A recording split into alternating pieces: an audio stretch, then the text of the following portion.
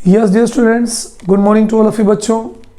आज के इस सेगमेंट में बच्चों मैं आपको बताने जा रहा हूँ कि किस तरह से हमें प्रैक्टिकल में या प्रैक्टिकल एग्ज़ाम में रिडॉक्स टाइट्रेशन के प्रैक्टिकल्स को करना है ना, बहुत डीप में, ताकि किसी प्रकार की आपको कोई प्रॉब्लम नहीं होगी। सबसे पहले मैम देखते हैं, ऑब्जेक्ट देखते हैं जो हमारे पेपर में पूछा आता है। वो ये है कि prepare m/20 prepare m/20 solution of ferrous ammonium sulfate,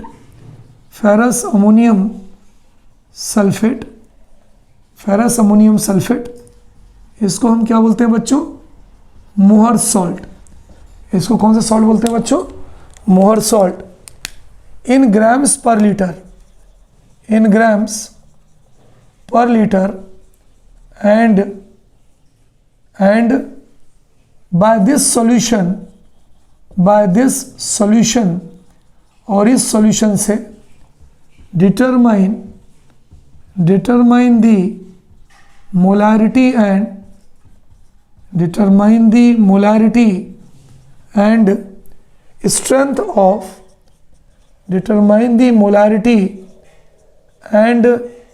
strength of unknown potassium permanganate KMnO4 solution. ठीक है, तो बच्चों ये जो है हमारा ऑब्जेक्ट है, जिस तरह से ये प्रैक्टिकल हमारे एग्जाम में पूछा जाता है। इसके लिए बच्चों हम क्या करते हैं, बहुत ध्यान से समझिएगा, मज़ा आने वाला है। हम सबसे पहले बच्चों यहाँ पर एक ब्यूरेट स्टैंड लेते हैं। क्या लेते हैं बताओ? हम बच्चों यहाँ पर हम लेते हैं एक ब्यूरेट स्टैंड लेते हैं। इस तरह से ये स्टैंड होता है, जिसे हम क्या बोलते हैं बच्चों? इस स्टैंड को हम बोलते हैं, मैं यहाँ नाम लिख रहा हूँ, ब्यूरेट स्टैंड लेते हैं। इस ब्यूरेट स्टैंड से बच्चों हम यहाँ पे इस तरह से लगा होता है।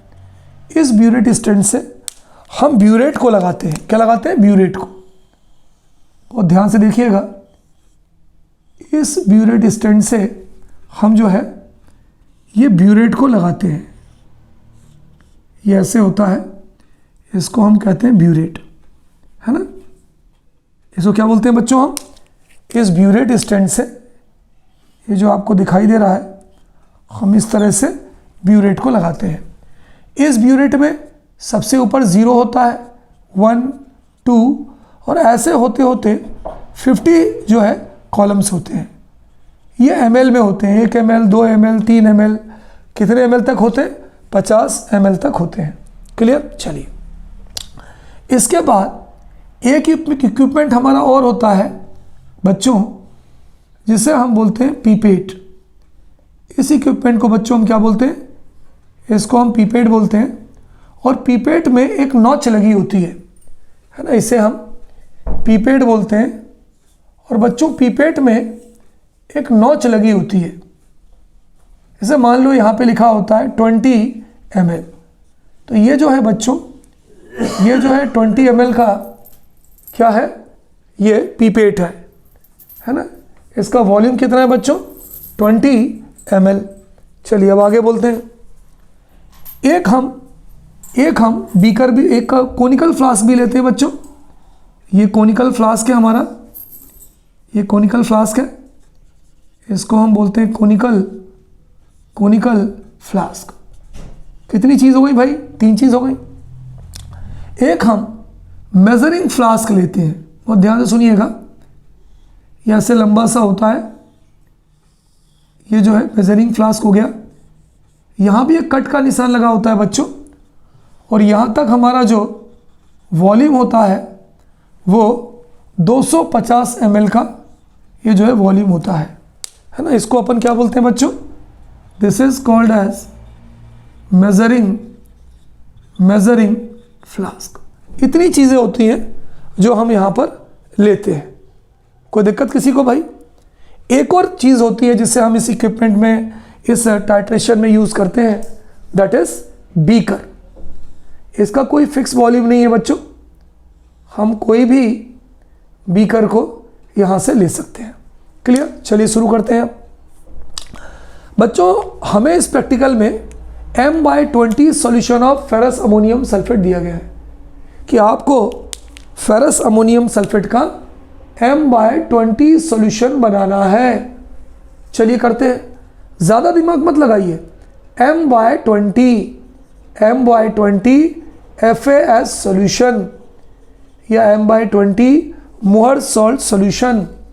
फेरस अमोनियम सल्फेट का बच्चों मोलर मास होता है 392, तो आप M की जगह रख दीजिए 392 डिवाइडेड बाई 20, तो 392 डिवाइडेड बाई 20 यह आ गया 19.6 ग्राम्स पर लीटर।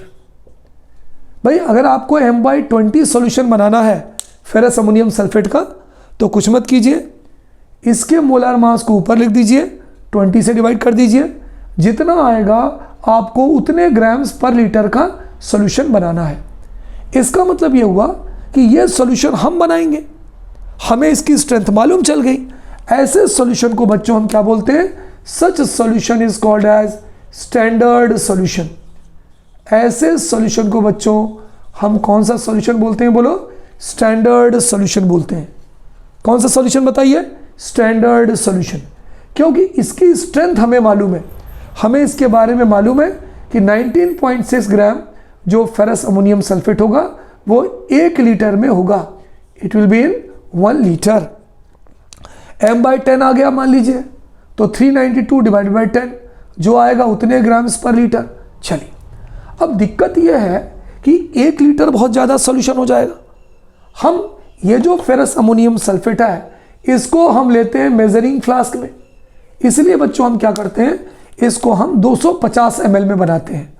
अगर हम 250 ml में निकालें तो 19.6, 1 लीटर में 1000 ml होता है, हमें 250 ml में बनाना है, तो 19.6 डिवाइडेड बाई 4, क्योंकि 1000 का चौगुना चौथा पार्ट है, तो 19.6 डिवाइडेड बाई 4, तो ये हो जाएगा 4.9 ग्राम्स पर 250 ml। मतलब हम ये क्या करेंगे, 4.9 ग्राम जो है क्या लेंगे? 4.9 ग्राम बच्चों, 4.9 ग्राम फेरस अमोनियम सल्फेट लेंगे और उसको 250 ml में डिसॉल्व कर देंगे। तो चलिए हमने क्या किया, इसको वे किया है ना। इस तरह से बच्चों एक वॉच ग्लास होती है, ये वॉच ग्लास है। इस वॉच ग्लास में बच्चों हमने क्या किया, हमने जो है वेइंग बैलेंस से तोला और हमने इसके अंदर 4.9 ग्राम्स क्या लिया, फेरस अमोनियम सल्फेट लिया, तोल लिया। तोलने के बाद क्या किया बच्चों, यहाँ पर इसके अंदर मेजरिंग फ्लास्क में हमने फनल लगाया। मेजरिंग फ्लास्क में हमने क्या लगाया, फनल लगाया, ये लगाया फनल, और इस वॉच ग्लास को यहाँ ले आए और वॉशिंग बोतल से हमने इस वॉच ग्लास के कंपोनेंट को इसमें डाल दिया। ऊपर से हम पानी मिला रहे हैं, यहाँ से हम इससे वाटर मिला रहे हैं, ये हम वाटर मिला रहे हैं। हम क्या करेंगे, ये जो FS होगा, ये जो फेरस अमोनियम सल्फेट सॉल्यूशन होगा, वो क्या होगा, इस मेजरिंग फ्लास्क की सहायता से इसके अंदर आ जाएगा। मान लीजिए यहाँ तक आ गया, ये यहाँ तक आ गया इसके अंदर FS। अब हम रुक जाएंगे, हमें इसको 250 ml कंप्लीट करना है, पानी मिला रहे हैं, अब हम रुक जाएंगे। अब हम क्या करेंगे बच्चों, इसमें स्मॉल अमाउंट ऑफ, थोड़ा सा, लगभग 1/4 टेस्ट ट्यूब, TT मतलब test tube, 1/4 test tube dilute H2SO4 मिलाएंगे। किसके अंदर, इस मेजरिंग फ्लास्क के अंदर।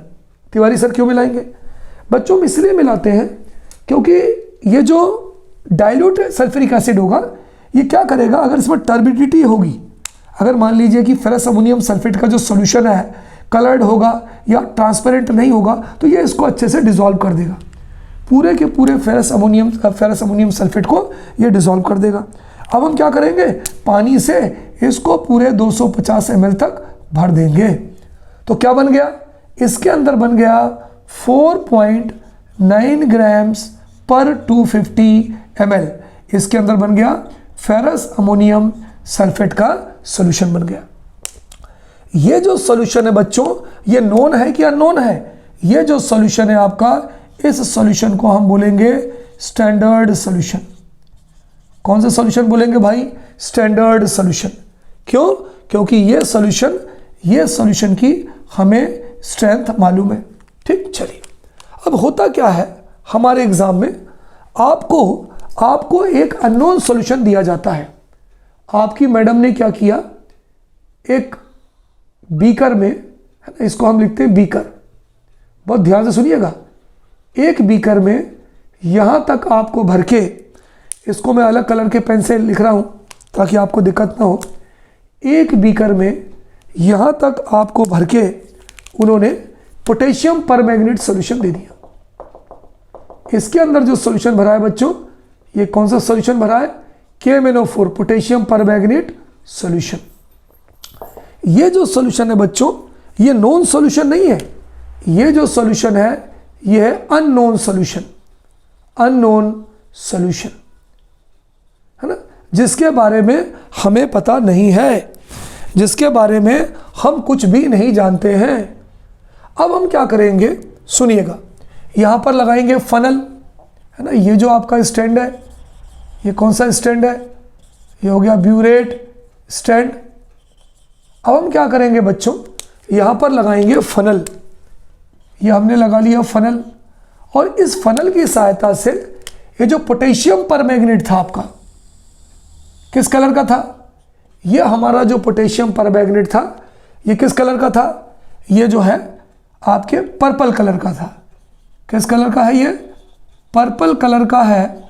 इस पर्पल कलर के पोटेशियम परमैंगनेट को हमने जीरो तक इस इक्विपमेंट में भर दिया। इस इक्विपमेंट का नाम क्या है बच्चों?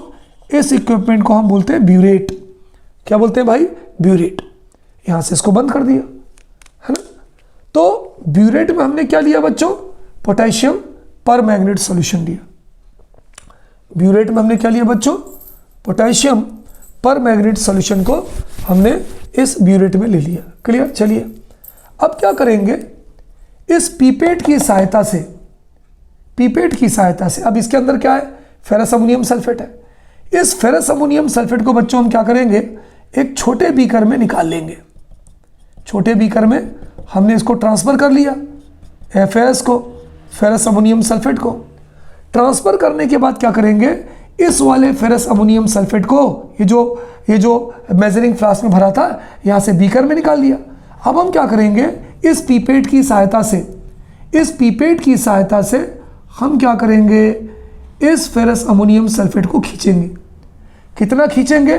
20 ml तक इसको खींचेंगे।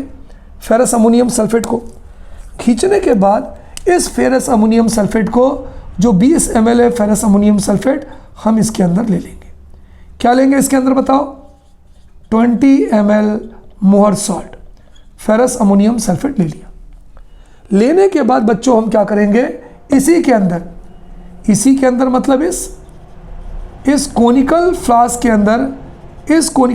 अंदर हम जो है इसके अंदर हम 1/4 टेस्ट ट्यूब, है ना, मतलब टेस्ट ट्यूब का, ये जो आपका टेस्ट ट्यूब है, इसको हम थोड़ा सा खाली रहने देंगे। ठीक है, 1/4 खाली रहने देंगे, बस 1/4। बाकी पूरा हम इसके अंदर हम ले लेंगे 4NH2SO4। ये बना रखा रहता है आपके लैब में। इस 4NH2SO4 को बच्चों हम इसके अंदर डाल देंगे। किसके अंदर? 20 ml ferrous ammonium sulphate plus 4N sulphuric acid हमने इसके अंदर डाल दिया। अब इसको उठाएंगे और इस जो है कोनिकल फ्लास्क को हम इसके नीचे रख देंगे। हमने इसके नीचे रख दिया। क्लियर? तो बताइए भाई, इसके अंदर कौन कौन सी दो चीज़ें हो गई? इसके अंदर जो आपकी दो चीज़ हो गई, एक तो हो गई आपकी 20 ml फेरस अमोनियम सल्फेट, और दूसरा हो गया आपके कि 3/4 टेस्ट ट्यूब ऑफ 4NH2SO4, वो इसके अंदर हो गया। अब हम क्या करेंगे बच्चों, यहाँ से एक एक एम एल करके इसके अंदर हम क्या मिलाते जाएंगे बताओ? ड्रॉप वाइज हम इसके अंदर इस KMnO4 को मिलाते जाएंगे। इसके अंदर कौन सा सॉल्यूशन भरा है? KMnO4 सॉल्यूशन भरा है। उस KMnO4 सॉल्यूशन को धीरे धीरे हम इसके अंदर मिलाते जाएंगे। एक पॉइंट ऐसा आएगा जहां पर ये जो फेरस अमोनियम सल्फेट का सॉल्यूशन होता है बच्चों, ये कलरलेस होता है। कैसा होता है? कलरलेस। इसका कोई कलर नहीं होता है। ठीक है, क्लियर? अच्छा, ये जो है ये कैसा होता है बोलो? पर्पल कलर का होता है। ये पर्पल कलर का होता है। एक कंडीशन ऐसी आती है कि जो आपका फेरस अमोनियम सल्फेट का जो सॉल्यूशन है जो कलरलेस है, ये कलरलेस से लाइट पिंक हो जाता है। कैसा हो जाता है बताओ भाई? ये जो सॉल्यूशन है आपका, ये हो जाता है कलरलेस से कलरलेस टू लाइट पिंक। तो बच्चों जब ये कलरलेस से लाइट पिंक हो जाएगा, बिल्कुल पिंक हो जाएगा, तो उस पॉइंट को हम नोट कर लेते हैं। सपोज करिए कि वो हमारी जो रीडिंग आई है वो आई है 25 ml। कितनी आई है बताइए? 25 ml। ठीक, तो इसका मतलब 25 ml जो है हमारी रीडिंग हो जाएगी। हमारी रीडिंग कितनी हो जाएगी बच्चों? 25 ml। चलिए आगे बढ़ते हैं जी। तो हमने ये प्रैक्टिकल बड़े अच्छे से कर लिया। एक बार फिर से मैं रिपीट करता हूँ। सबसे पहले KMnO4 सॉल्यूशन अननोन है, ये हमें मैडम देंगी या सर देंगे। हमें जो सॉल्यूशन बनाना है वो बनाना है M/20 ferrous ammonium sulphate. M/20 ferrous ammonium sulphate. Molarity, molar mass कितना होता है? 392, 20 से डिवाइड किया 19.6 ग्राम पर लीटर। लेकिन हमें जो बनाना है वो मेजरिंग फ्लास्क में बनाना है। मेजरिंग फ्लास्क का वॉल्यूम कितना होता है? 250 ml। भाई 19.6 ml 1000 में है, तो 250 में कितना होगा? तो पूरी वैल्यू को हम 4 से डिवाइड करेंगे, तो ये आ गया 4.9 ग्राम पर 250 ml। हमने 4.9 ग्राम फेरस अमोनियम सल्फेट ले लिया। काहे में लिया? वॉच ग्लास में तोल लिया। ये जो इक्विपमेंट है इसको हम क्या बोलते हैं? Watch glass. ले लिया, और वॉच ग्लास में लेने के बाद हम इसको ले आए मेजरिंग फ्लास्क में। मेजरिंग फ्लास्क में हमने फनल रखा, वाटर की सहायता से इसमें ले आए, थोड़ा रुक गए। इसके अंदर 1/4 टेस्ट ट्यूब हमने डाइल्यूट सल्फ्यूरिक एसिड मिला दिया, जिससे कि फेरस अमोनियम सल्फेट का सॉल्यूशन क्लियर हो जाए, और पानी भर के हमने इसके अंदर 250 ml कंप्लीट कर लिया। यानी 4.9 ग्राम पर 250 ml फेरस सल्फेट हमने बना लिया। अब इसके अंदर ये पीपेट इसके अंदर नहीं जाता, इसलिए पूरे के पूरे सॉल्यूशन को 4.9 ग्राम 250 ml को हमने एक बीकर में ले लिया। बीकर में लेने के बाद हमने क्या किया? इसका 250 ml खींचा। यहाँ नॉच लगी होती है एक, जिस 20 ml की कट लगा होता है, वहाँ तक खींचा। खींचने के बाद हमने क्या किया? उसको इस क्या चाहिए कोनिकल फ्लास्क में ले लिया। देखो दो जगह आपको H2SO4 मिलाना है बच्चों, ध्यान रखना, दो जगह। थोड़ा सा H2SO4 आपको यहाँ मिलाना है ताकि आपका जो फेरस अमोनियम सल्फेट है बिल्कुल क्लियर हो जाए, और आपको 3/4 टेस्ट ट्यूब 4NH2SO4, ये लिखा 4NH2SO4 अलग से बोतल रखी होती है, इसको आपको इसके अंदर मिलाना है। मिलाने के बाद हम क्या करते हैं बच्चों? इस वाले कोनिकल फ्लास्क को उठा के लाके इसके नीचे रख देते हैं। इसके अंदर हमने अननोन सॉल्यूशन भरा है ना। KMnO4 का सॉल्यूशन कौन सा सॉल्यूशन कहलाएगा आपके? अननोन सॉल्यूशन, जिसके बारे में हमें कुछ भी नहीं मालूम। अच्छा ठीक है, फेरस अमोनियम सल्फेट का सॉल्यूशन कैसा है? नोन सॉल्यूशन, जिसके बारे में हमें मालूम है क्योंकि वो हम ही ने बनाया है। तो क्या होता है, एक नोन सॉल्यूशन की सहायता से अननोन सॉल्यूशन के बारे में हम पता लगा लेते हैं कि उसकी मोलरिटी कितनी है, उसकी स्ट्रेंथ कितनी है। तो ये जो प्रोसेस होती है बच्चों, इसे हम टाइट्रेशन कहते हैं। क्लियर? टाइट्रेशन। रिडॉक्स क्यों कहते हैं? क्योंकि इस पूरी प्रोसेस के अंदर ऑक्सीडेशन भी होती है और रिडक्शन भी होती है। ठीक, चलिए थोड़ा सा हम यहाँ पर आगे बढ़ते हैं, अगले स्टेप में चलते हैं। तो बच्चों मान लीजिए कि हमने इसकी पहली रीडिंग निकाल ली, है ना, बहुत आराम से, है ना, जल्दबाजी नहीं, एक एक स्टेप को समझते जाइए। चलिए सपोज करिए कि हमने इसकी पहली रीडिंग निकाल ली कि जब यहाँ पे ये 25 ml था, तो 25 ml पे जो कलर था वो कलरलेस से लाइट पिंक हो गया। तो हमारी पहली रीडिंग कितनी आई? 25 ml। कितनी आई जी? हमारी पहली रीडिंग 25 ml। चलिए अब हम क्या करते हैं कि पहले तो हम इसका ऑब्जर्वेशन टेबल बनाते हैं। क्या बनाते हैं बच्चों? Observation table. तो ध्यान से सुनिएगा, हमारी जो रीडिंग आई है ना, वो आई है 25 ml पहली रीडिंग। अब सुनिए, जब आप ऑब्जर्वेशन टेबल बनाएंगे बच्चों, ऑब्जर्वेशन टेबल, तो ऑब्जर्वेशन टेबल में सबसे पहले हम लिखते हैं सीरियल नंबर। सीरियल नंबर के बाद बच्चों हम लिखते हैं वॉल्यूम ऑफ ब्यूरेट। क्या लिखते हैं बच्चों? Volume of burette. इसके दो खंड होते हैं, दो कॉलम होते हैं। पहली होती है इनिशियल रीडिंग और दूसरी बच्चों हमारी रीडिंग होती है final reading. Initial reading, final reading. इसके बाद हम अगला करते हैं जिसमें हम लिखते हैं volume of KMnO4 solution, volume of मोहर सॉल्ट, है ना। यहाँ क्या लिखते हैं बच्चों? वॉल्यूम ऑफ मोहर सॉल्ट। तो इस तरह से हमारा जो है ऑब्जर्वेशन टेबल कंप्लीट हो जाता है। ये ऑब्जर्वेशन टेबल है हमारा, बहुत ध्यान से देखिएगा, है ना। बना लीजिए ऑब्जर्वेशन टेबल। सबसे पहले सीरियल नंबर, है ना। सीरियल नंबर के बाद दो वॉल्यूम हो गया, इसके बाद वॉल्यूम ऑफ मोहर सॉल्ट हो गया। मान लीजिए हमने पहली रीडिंग निकाली इनिशियल 0, क्योंकि सबसे पहले तो आप 0 तक ही भरोगे।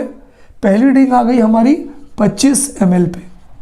अब अगर हमारी पहली रीडिंग 25 ml पे आई है, इसका मतलब हमारी जो बाकी की रीडिंग्स होंगी वो 24 और 25 के बीच में होंगी। ये ध्यान रखिएगा। अगर आपने बहुत बढ़िया तरीके से किया है, बिल्कुल ही आपका लाइट पिंक कलर आया है। सपोज करिए हमारी पहली रीडिंग 30 ml पे आई है, तो इसका मतलब आपकी दूसरी और तीसरी रीडिंग जो है वो 29 और 30 के बीच में आएगी। फिर से बता रहा हूँ, सपोज करिए पहली रीडिंग 40 ml पे आई है, तो दूसरी और तीसरी रीडिंग 39 और 40 के बीच में आएगी। तो चलिए मान लीजिए हमने दूसरी रीडिंग निकाला, फिर से इसको 0 तक बढ़ा। अब हमारी आई रीडिंग 24.6 ml। भाई एक अंदर ही चलेंगे ना, 25 है तो 24-25 के बीच में देखेंगे, 26 है तो 25-26 के बीच में देखेंगे। चलिए एक बार, दो बार हम करते हैं। फिर से हमने किया, ये भी हमारी आ गई 24.6 ml। बात समझिएगा। तो दो बार हमें ऐसे करना है जो रीडिंग हमारी कांस्टेंट हो। मोहर सॉल्ट पहले भी आपने 20 ml लिया था।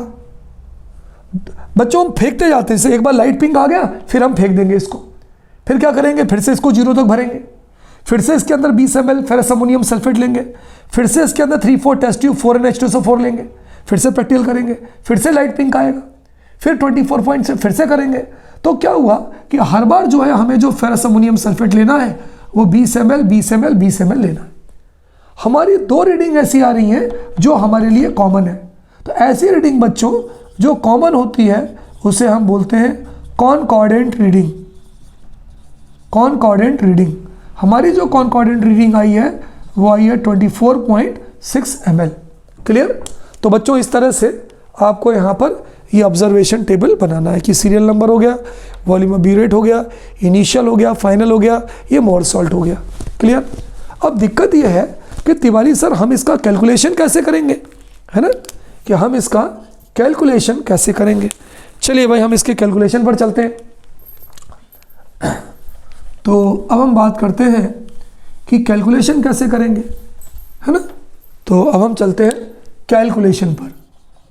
कैलकुलेशन बच्चों जब हम कैलकुलेशन यूज़ करते हैं तो हम यहाँ पर एक इक्वेशन यूज़ करते हैं जिसे हम बोलते हैं मोलैरिटी इक्वेशन। कौन सी इक्वेशन बोलते हैं? Molarity equation. तो हम ये लिखते हैं according to molarity equation, according to molarity equation. हमारी मोलैरिटी इक्वेशन क्या कहलाती है? बोलो क्या कहलाती है? m into V divided by m into V is equal to 2/10। ये इक्वेशन है ना। बहुत ध्यान से सुनिएगा, बहुत मज़ा आने वाला है भाई। तिवारी सर हमें तो इक्वेशन याद ही नहीं हो रही यार, आप लिख रहे हैं m into V divided by m into V is equal to 2/10। Sir पहले तो आप ये बताइए कि आपने यहाँ पर 2/10 क्यों लिखा? बच्चों हमने 2/10 इसलिए लिखा, अभी मैं आपको बताऊंगा कि सर बहुत खतरनाक इक्वेशन है सर, याद नहीं होती है, तो हम पर्ची बना के ले आते हैं। There is no need of learning this equation. एक बार में आपको इक्वेशन याद करवाऊंगा, एक बार में, और मैं यहाँ लिखूंगा आपको याद हो जाएगी। अब देखिए तिवारी सर 2/10 क्यों लिखा? क्योंकि जब हम ये पूरी प्रैक्टिकल करते हैं तो दो चीज़ों के बीच में रिएक्शन होती है। एक KMnO4 के बीच में रिएक्शन होती है और एक फेरस अमोनियम सल्फेट के बीच में। इन दोनों के बीच में रिएक्शन होती है। किस किस के बीच में बताओ? KMnO4 और फेरस अमोनियम सल्फेट। KMnO4 का जो वॉल्यूम होता है वो होता है 2, इसके जो मोल होते हैं वो होते हैं 2 मोल, और फेरस अमोनियम सल्फेट का जो मोल होता है वो 10 मोल होता है। यानी जब ये रिएक्शन होती है तो 2 mole of KMnO4 reacts with 10 mole of ferrous ammonium sulphate, इसलिए हम लिखते हैं 2/10। तो ये आ गया 2/10। कोई अगर आपसे पूछे कि भाई Tiwari sir why do we write here 2/10? Tiwari sir because here 2 mole of KMnO4 solution reacts with 10 mole of ferrous ammonium sulphate. चलिए अब मुझे बताइए KMnO4 कहाँ है? नीचे की तरफ है कि ऊपर की तरफ है? तिवारी सर ये ऊपर की तरफ है क्योंकि ये ब्यूरेट में है, तो इसलिए ऊपर वाले हिस्से में हम लिख देंगे KMnO4 और यहाँ पर भी लिख दिया KMnO4, है ना, दोनों तरफ हमने लिख दिया KMnO4। चलिए अब बताइए फेरस अमोनियम सल्फेट कहाँ लिया आपने? सर हमने नीचे की ओर लिया है, कोनिकल फ्लास्क में लिया है। तो फेरस अमोनियम सल्फेट का दूसरा नाम क्या होता है? मोहर सॉल्ट। तो मोहर सॉल्ट हमने नीचे लिया है, इसलिए यहाँ भी लिख दीजिए मोहर सॉल्ट, और इस वाले वॉल्यूम में भी लिख दीजिए मोहर सॉल्ट। दोनों जगह हमने क्या लिख दिया? मोहर सॉल्ट लिख दिया। चलिए अब बताइए मोलरिटी ऑफ KMnO4 क्या है? सर ये हमें निकालनी है, तो ये हो गया M, ये हो गया KMnO4 into volume of KMnO4 क्या है? वॉल्यूम ऑफ KMnO4 वो है जो आपकी कॉन्कॉर्डेंट रीडिंग थी। आपकी कॉन्कॉर्डेंट रीडिंग कितनी थी? 24.6, जो हमने निकाला था, जो 2 बार कॉमन लिखा था, डिवाइडेड बाई मोलरिटी ऑफ मोहर सॉल्ट। मोलरिटी ऑफ मोहर सॉल्ट वो है जो आपके दे के रखी है M/20। M/20 का मतलब 1/20 इंटू वॉल्यूम ऑफ मोहर सॉल्ट। हमने हर बार कितना मोहर सॉल्ट लिया है? 20 ml, तो ये हो जाएगा इज इक्वल टू 2/10। कितना हो गया? 2/10। अब क्या होगा बच्चों? इस 20 से ये 20 कैंसिल हो गया, क्या बचा आपका? आपका बचा मोलरिटी ऑफ KMnO4, है ना, is equal to 2 divided by 10 into 24.6। क्या बचा बच्चों? 2 डिवाइडेड बाई 10 इंटू 24.6। तो बच्चों मोलरिटी क्या हो गई KMnO4 की? 2 डिवाइडेड बाई 10 इंटू 24.6। जब बच्चों हम इसको सॉल्व करेंगे तो ये हो जाएगा 2 डिवाइडेड बाई 246, क्योंकि 24.6 इंटू 10 इज इक्वल टू 246, और जब इसको सॉल्व करेंगे तो आ जाएगा 0.008। ये हो गई मोलैरिटी। लेकिन हमसे पेपर में 2 चीज़ें पूछी हैं बच्चों, एक पूछी है मोलैरिटी और एक पूछी है स्ट्रेंथ। तो मोलरिटी आ गई, ये हमारा पहला आंसर हो गया। What is the molarity of KMnO4 बच्चों? तो molarity of KMnO4 will be 0.008। दूसरा क्या पूछा है बच्चों इन्होंने? स्ट्रेंथ ऑफ KMnO4 सॉल्यूशन, है ना, जगह नहीं है तो मैं ऊपर लिख देता हूँ कि KMnO4 सॉल्यूशन की स्ट्रेंथ क्या होगी। तो अब हम लिखेंगे बच्चों स्ट्रेंथ ऑफ KMnO4 सॉल्यूशन। ये नोन है कि अननोन है? अननोन है, तो यहाँ लिख दो अननोन, जिसके बारे में हमें पता नहीं है। Strength of unknown KMnO4 solution क्या हो जाएगा बोलो? Molarity into molar mass of KMnO4। Molar mass of KMnO4। Molarity कितनी निकाला है हमने बच्चों बताओ? 0.008। 0.008। चलिए बताइए हमने मोलार मास कितना होता है इसका? 158। तो 0.008 इंटू 158 कितना आएगा बताओ? इसको सॉल्व करेंगे 1.28 ग्राम्स पर लीटर। इसका मतलब तिवारी सर, इसका मतलब ये हुआ कि हमें जब ये सॉल्यूशन बना के दिया गया था तो उस समय हमें 1.28 ग्राम पर लीटर KMnO4 का सॉल्यूशन दिया गया था। चलिए लेट्स डू रिवीजन। चलिए calculation molarity equation, M into V divided by M into V is equal to 2/10। 2/10 क्यों? क्योंकि Tiwari sir 2 mole of KMnO4 reacts with 10 mole of ferrous ammonium sulphate. M into V दोनों लिख दिया। यहाँ पर potassium permanganate का solution ऊपर है तो KMnO4 आ गया। मोहर सॉल्ट का सॉल्यूशन नीचे है तो मोहर सॉल्ट आ गया। M KMnO4 इंटू वॉल्यूम 24.6 जो हमारी कॉन्कॉर्डेंट रीडिंग थी, जो दो एक जगह रिपीट हो रही थी, 1/20 m/20 1/20, m/10 होता तो 1/10, m/30 होता तो 1/30 इंटू वॉल्यूम ऑफ पीपेट। हमारा पीपेट कितने का था? 20 ml का था। हमने मोलरिटी निकाल लिया, एक हमारा आंसर आ गया। फिर हमें निकालना है strength of KMnO4 solution. Strength बराबर क्या होती है? Molarity into molar mass KMnO4। हमारी मोलरिटी कितनी आई? 0.008। मोलर मास कितना आया? 158। दोनों को जब मल्टीप्लाई किया तो क्या आ गया? 1.28 ग्राम्स पर लीटर। एनी प्रॉब्लम बच्चों? No problem. चलिए आगे बढ़ते हैं। अब तिवारी सर कैलकुलेशन तो हो गया, थोड़ा सा सर हमें केमिकल रिएक्शन बता दो, क्योंकि केमिकल रिएक्शन हमसे याद होती नहीं है और पेपर में हमें लिखना जरूर पड़ता है। चलिए मैं आपको इतना अच्छा कॉन्सेप्ट बताता हूं कि एक ही बार में आपको केमिकल रिएक्शन याद हो जाएगी। ठीक, हो जाइए तैयार। केमिकल रिएक्शन, एक बार में हमें केमिकल रिएक्शन को याद करना है। चलिए बताइए कौन सी 3 चीजें हैं जो आपने यहां लिया है? हमें याद है तिवारी सर, सबसे पहले हमने KMnO4 लिया है, बिल्कुल सही लिया है भाई आपने। पोटेशियम परमैंगनेट लिया है। उसके बाद क्या लिया है सर? हमने फेरस अमोनियम सल्फेट लिया है, FeSO4 dot NH4 whole twice SO4 dot 6H2। बिल्कुल सही Tiwari sir, ferrous ammonium sulphate लिया है। उसके बाद क्या लिया है सर? आप ही ने तो बताया था 3-4 टेस्ट ट्यूब हमें 4NH2SO4 लेना है। आगे जगह नहीं है तो मैंने यहाँ पे एरो कर दिया। चलिए मैं बीच में एरो लगा देता हूँ, आप कॉपी में आगे एरो बना देना। इन तीनों के बीच में रिएक्शन हो रही है। नाम तो मेरे हिसाब से सबको मालूम होगा, नहीं मालूम है तो potassium permanganate KMnO4, ferrous ammonium sulphate या Mohr salt FeSO4 dot NH4 whole twice SO4 dot 6H2O और 4N सल्फ्यूरिक एसिड। बच्चों अब कुछ मत करिए, सिर्फ एक काम करिए, जो जो आपको एलिमेंट दिए गए हैं उनको सल्फेट में कन्वर्ट कर दीजिए। सबसे पहले क्या दिया है? पोटेशियम। चलिए कन्वर्ट करिए। तो हमने इसको सल्फेट में कन्वर्ट किया तो तिवारी सर ये हो गया पोटेशियम सल्फेट। बहुत अच्छा काम किया भाई। इसके बाद मैंगनीज दिया है, सल्फेट में कन्वर्ट किया तो ये हो जाएगा मैंगनीज सल्फेट। ये भी बहुत बढ़िया काम किया बच्चों। इसके बाद बच्चों जो आपको ध्यान देना है वो इस वाली चीज़ पे ध्यान देना है, फेरस सल्फेट में।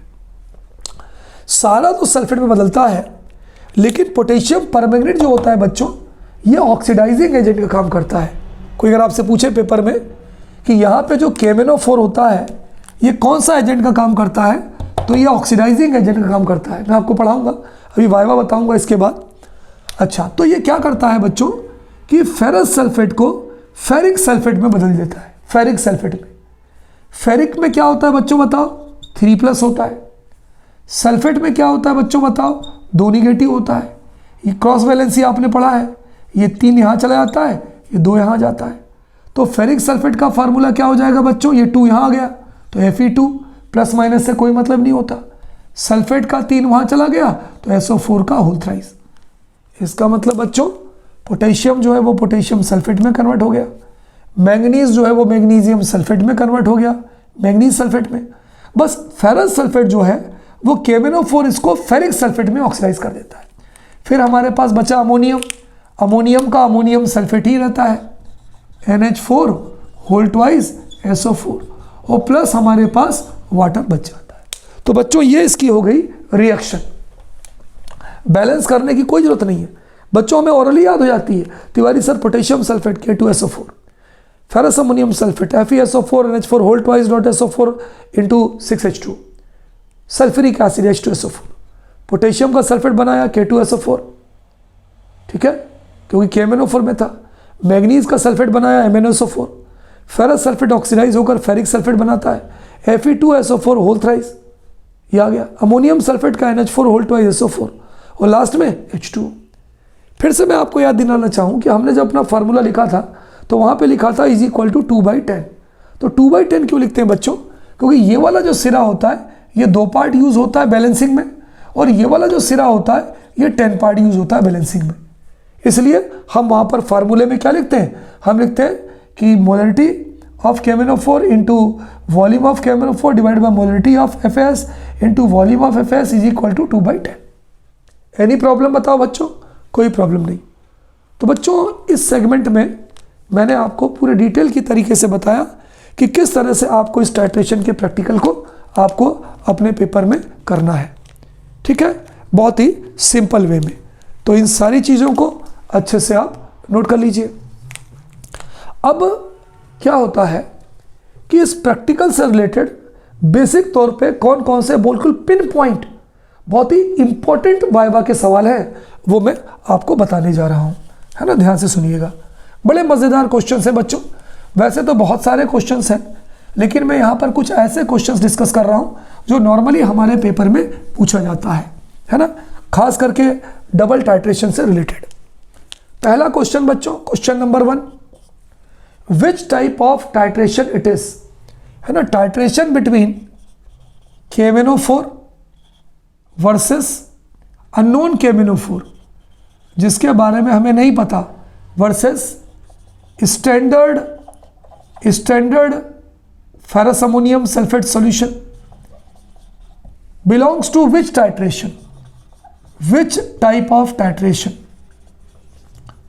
ये जो है कौन से प्रकार का टाइट्रेशन कहलाता है।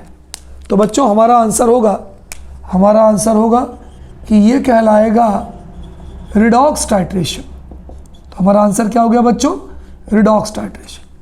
यहाँ पर ऑक्सीडेशन रिएक्शन भी होती है और रिडक्शन रिएक्शन भी होती है। अगला question number 2, what calculate the molar mass of, what is molar mass of ferrous ammonium sulphate. तो बच्चों अगर हम इसका फार्मूला लिखें तो ये होता है FeSO4 dot NH4 whole twice SO4 dot 6H2। ये फेरस अमोनियम सल्फेट का फार्मूला होता है बच्चों। इसे हम डबल सॉल्ट एडिशन कंपाउंड भी कहते हैं, क्योंकि यहाँ पे 2 सॉल्ट है। कोई अगर आपसे पूछे कि फेरस अमोनियम सल्फेट या मोहर सॉल्ट कौन सा सॉल्ट होता है, तो आप बोलोगे तिवारी सर ये जो है डबल सॉल्ट एडिशन कंपाउंड होता है, क्योंकि इसके अंदर 2 सॉल्ट होते हैं, एक फेरस सल्फेट और एक अमोनियम सल्फेट। तो ये डबल सॉल्ट कंपाउंड होता है। इसका मोलर मास कितना होता है बच्चों, 392, ये ध्यान रखना। फिर अगला क्वेश्चन कोई बोले कि Tiwari sir what is standard solution. ये सब मैं आपको एक बहुत ही पिन पॉइंट क्वेश्चंस बता रहा हूँ इससे related. What is standard solution, है ना। कभी कभी हम इसको नॉन सॉल्यूशन भी बोलते हैं, नॉन सॉल्यूशन। भाई मान लीजिए तिवारी सर आपके घर गए और आपने तिवारी सर को शरबत पिलाना है, आपने चीनी पानी में घोला और नींबू डाला और ले आए, लो सर पी लो। मैंने आपसे पूछा बच्चों which type of solution it is, आप बोलोगे sir it is unknown solution, because sir we don't know how much amount of solute is dissolved in how much amount of water solvent. भाई ऐसा solution जो है unknown solution कहलाएगा। अच्छा फिर मैंने बोला भाई अब एक बार और ले आओ। आप गए, आपने 5 ग्राम शक्कर को 1 लीटर पानी में घोलकर उसका सॉल्यूशन बना के ले आए। इसका मतलब आपको मालूम है कि कितने ग्राम शक्कर को आपने कितने लीटर पानी में डिसॉल्व किया है। ऐसा सॉल्यूशन बच्चों कौन सा सॉल्यूशन कहलाएगा, स्टैंडर्ड सॉल्यूशन। पहचान क्या होती है स्टैंडर्ड सॉल्यूशन की, कि उसके साथ M/20 4M 2M ये लगा होता है। तो जहां भी ये लगा हो, ये कहाँ लगा है, फेरस अमोनियम सल्फेट या मोर सॉल्ट के साथ लगा है, तो हम इसे स्टैंडर्ड सॉल्यूशन बोलेंगे। तो बच्चों हमारा इसका आंसर क्या होगा, दैट सॉल्यूशन, ऐसा solution whose strength is known to us, whose strength मतलब कितने ग्राम को कितने लीटर पानी में घोला गया है, whose strength is known to us, whose strength is known to us is called standard solution, is called standard solution, जिसकी क्वांटिटी हमें मालूम हो। सर ये क्यों होगा स्टैंडर्ड सॉल्यूशन, होगा ना। देखो फॉर एग्जांपल किसी ने हमसे कहा M/20 मोहर सॉल्ट, तो हम कहेंगे तिवारी सर ये स्टैंडर्ड सॉल्यूशन है। क्यों भाई तिवारी सर आप इसे स्टैंडर्ड सॉल्यूशन क्यों बोलोगे, क्योंकि हमें मालूम है कि इसका मोलर मास कितना होता है 392 डिवाइडेड बाई 20, तो ये तुम्हारा आ जाएगा 19.6 ग्राम्स पर लीटर। तो भाई हमें मालूम है ना, अगर यहाँ m/20 लिखा है कि कितने ग्राम पर लीटर में, m/10 लिखा रहेगा तो 392 डिवाइड बाई 10। तो बच्चों ऐसा सॉल्यूशन जिसकी स्ट्रेंथ हमें मालूम है, स्ट्रेंथ मतलब कितने ग्राम कितने लीटर में होता है, उसे हम स्टैंडर्ड सॉल्यूशन या नॉन सॉल्यूशन कहते हैं। ठीक है, कोई दिक्कत भाई बताइए? नहीं तिवारी सर कोई दिक्कत नहीं। फिर वो आपको आपके पेपर में पूछ सकते हैं, पेपर में पूछ सकते हैं कि आपने जो प्रैक्टिकल करवा रहे हैं ये, इसमें आपका स्टैंडर्ड सॉल्यूशन कौन सा है। तो हम है ना कौन सा स्टैंडर्ड सॉल्यूशन है? Standard solution in titration, in redox titration. आप जो टाइट्रेशन कर रहे हैं इसके अंदर कौन सा सॉल्यूशन है जो स्टैंडर्ड सॉल्यूशन कहलाएगा? तो बच्चों हमारा आंसर होगा वो है m/20 मोहर सॉल्ट या फेरस अमोनियम सल्फेट का सॉल्यूशन, जिसे हम स्टैंडर्ड सॉल्यूशन कहते हैं। कोई दिक्कत बताइए? नो सर कोई दिक्कत नहीं। अब क्या है तिवारी सर, आपने कहा कि जिसकी हमें स्ट्रेंथ मालूम हो। सर ये स्ट्रेंथ क्या होती है? What is strength? भाई सामने वाला आपसे पूछ सकता है कि स्ट्रेंथ क्या होती है। अगला क्वेश्चन है question number 5, what is strength, कि हम स्ट्रेंथ किसे कहते हैं। बच्चों समझो, the amount of substance in gram present in पर लीटर ऑफ सॉल्यूशन। सॉल्यूशन के 1 लीटर में जितने ग्राम सब्सटेंस प्रेजेंट होता है उसे हम स्ट्रेंथ कहते हैं। इसका मतलब बच्चों हमारा आंसर होगा the amount of substance in gram, the amount of substance in gram present in per liter of solution, present in per liter of solution is called strength, है ना भाई। 1 लीटर सॉल्यूशन के अंदर जितने ग्राम सब्सटेंस रहता है उसे हम उसकी स्ट्रेंथ कहते हैं। अगला question, what is unit of strength. भाई आप जो स्ट्रेंथ बता रहे हैं उसकी यूनिट क्या है? What is unit of strength. तो बच्चों स्ट्रेंथ की यूनिट होती है ग्राम्स पर लीटर। आंसर हो जाएगा तिवारी सर स्ट्रेंथ की यूनिट होगी ग्राम्स पर लीटर। क्या होगी बच्चों? स्ट्रेंथ की यूनिट क्या होगी? ग्राम्स पर लीटर। चलिए आगे बढ़ते हैं जी। फिर एक नया क्वेश्चन आ गया भाई, बड़ा प्यारा क्वेश्चन आ गया। क्या आ गया तिवारी सर? भाई normally when we do titration we use any indicator, हम किसी इंडिकेटर का इस्तेमाल करते हैं। तो अगला क्वेश्चन आ गया, what is indicator. Question number 7, what is indicator. Indicator क्या होता है भाई? बच्चों that chemical substance which indicates the end point of chemical reaction और equivalence point of chemical reaction is called as indicator.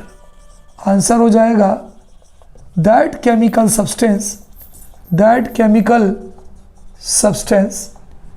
which indicates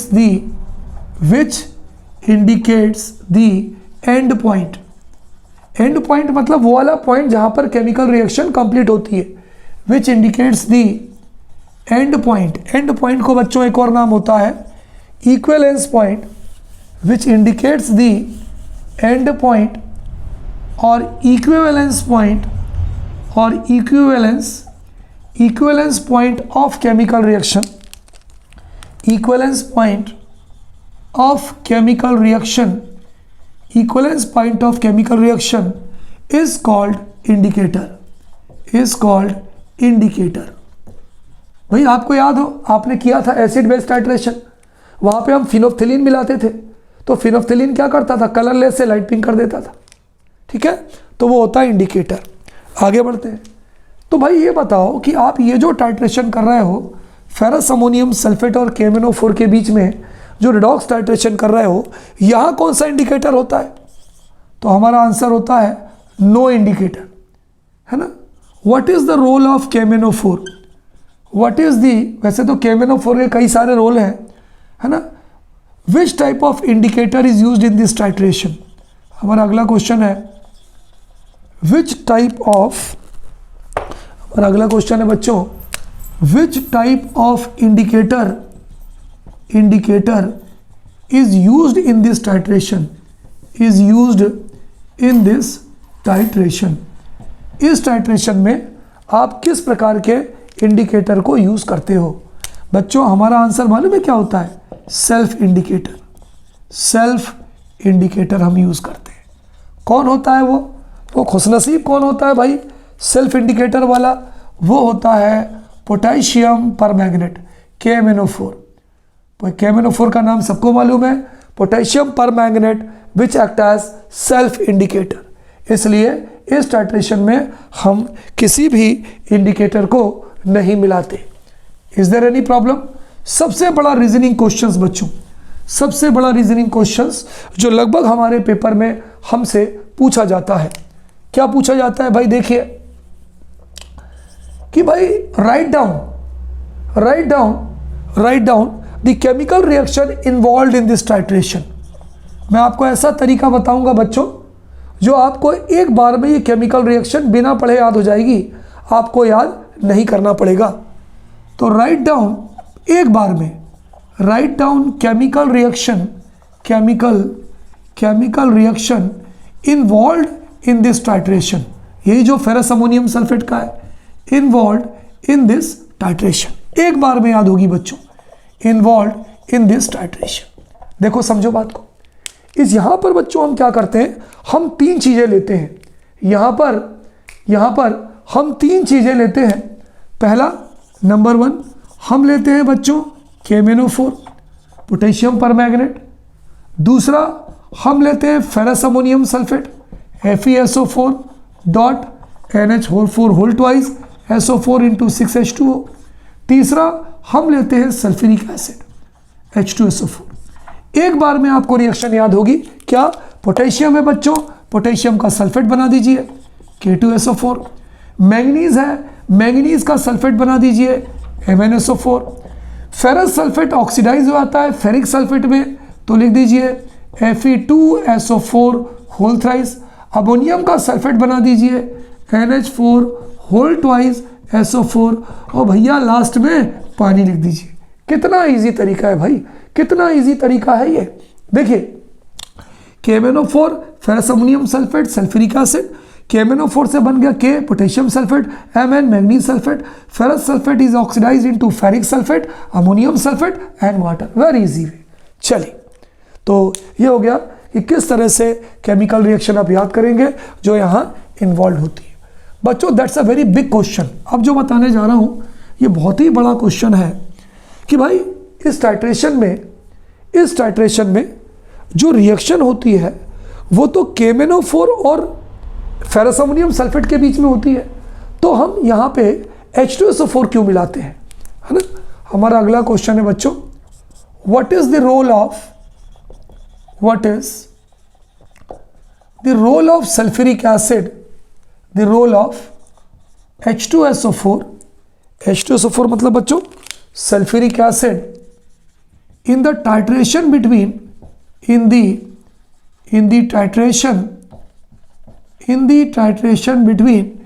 titration between KMnO4 and FS solution, ferrous ammonium sulfate solution, or it is also called as Mohr salt solution। बच्चों बड़ी मजेदार चीज है, थोड़ा कुश्ती देखेंगे हम यहाँ पे, हम कुश्ती देखेंगे पहलवानों के बीच में और साथ में रेफरी भी आएगा। इसका मतलब बच्चों क्या हुआ, इसको ऐसे समझिए, एक है KMnO4 ऐसा समझिए, एक है सल्फ्यूरिक एसिड, ये है सल्फ्यूरिक एसिड है, और एक है बच्चों हमारा ferrous ammonium sulphate.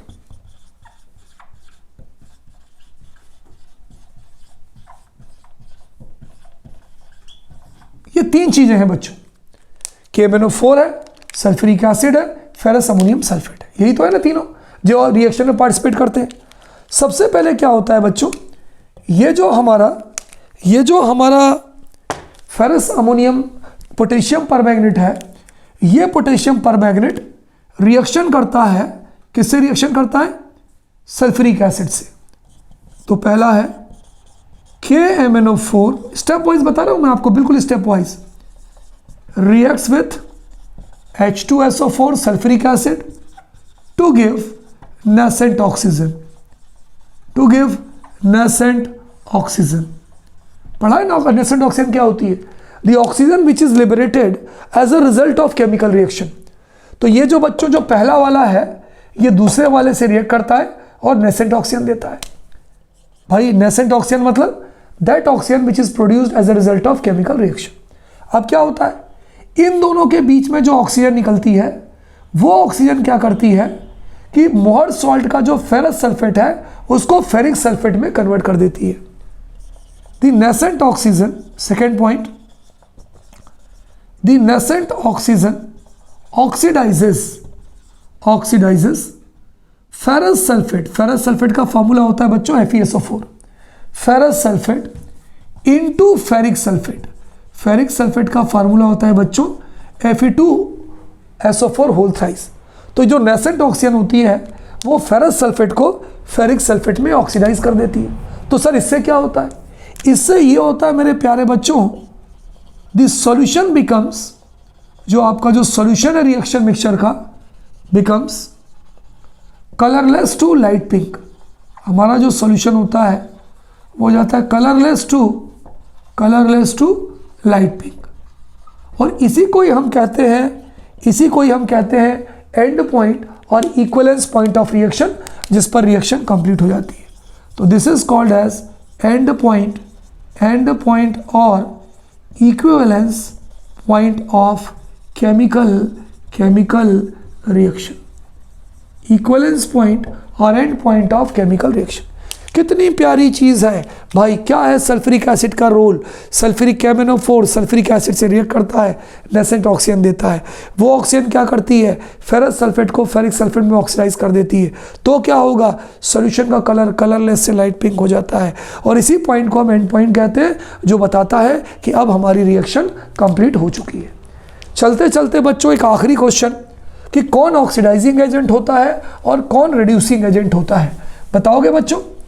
Which in this titration between ferrous ammonium sulfate and KMnO4, which act as oxidizing and reducing agent? Which act as oxidizing and reducing agent.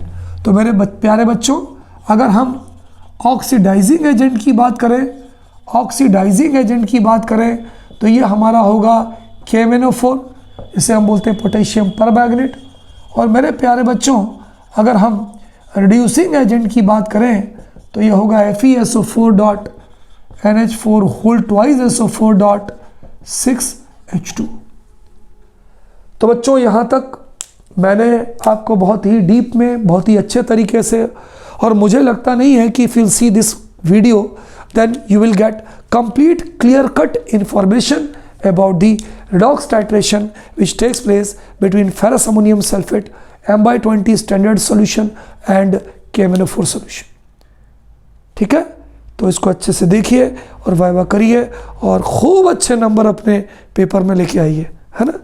Okay students, good day to all of you बच्चों. Tata, bye bye.